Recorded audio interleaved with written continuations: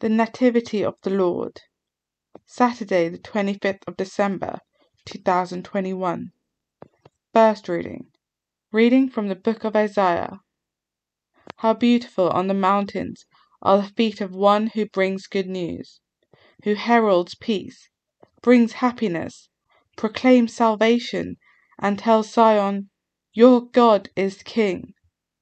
Listen, your watchmen raise their voices. They shout for joy together, for they see the Lord face to face as he returns to Zion. Break into shouts of joy together, you ruins of Jerusalem, for the Lord is consoling his people, redeeming Jerusalem. The Lord bears his holy arm in the sight of all the nations, and all the ends of the earth shall see the salvation of our God. Responsorial Psalm. All the ends of the earth have seen the salvation of our God.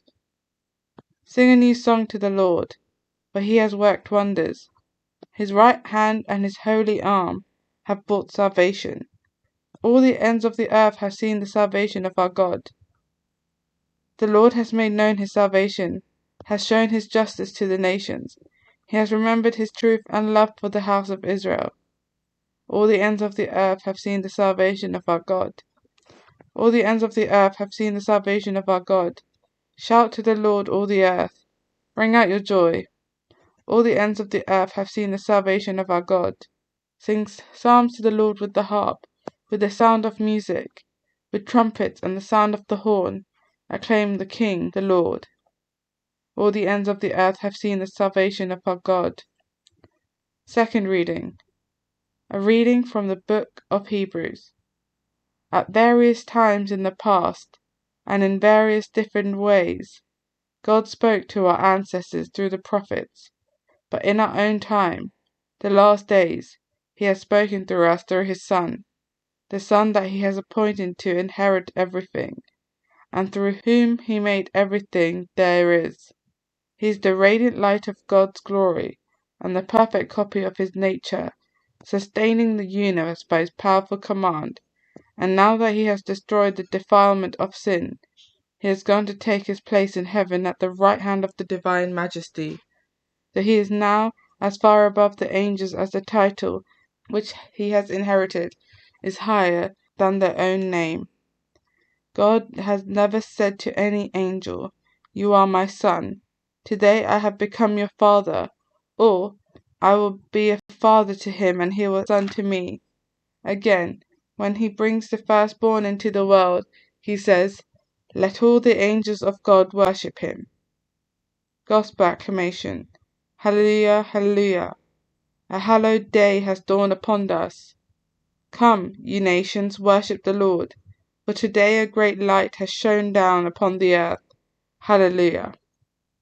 Gospel. A reading from the book of John. In the beginning was the Word, and the Word was with God, and the Word was God. He was with God in the beginning. Through him all things came to be. Not one thing had it being but through him. All that came to be had life in him, and that life was the light of men, a light that shines in the dark, a light that darkness could not overpower. A man came, sent by God. His name was John. He came as a witness to speak for the light, so that everyone might believe through him. He was not the light, only a witness to speak for the light. The Word was the true light that enlightens all men, and he was coming into the world. He was in the world, that had its being through him, and the world did not know him. He came to his own domain, and his own people did not accept him. But to all who did accept him, he gave power to become children of God, to all who believe in the name of him, who was born not out of human stock, or urge of the flesh, or will of man, but of God himself. The Word was made flesh.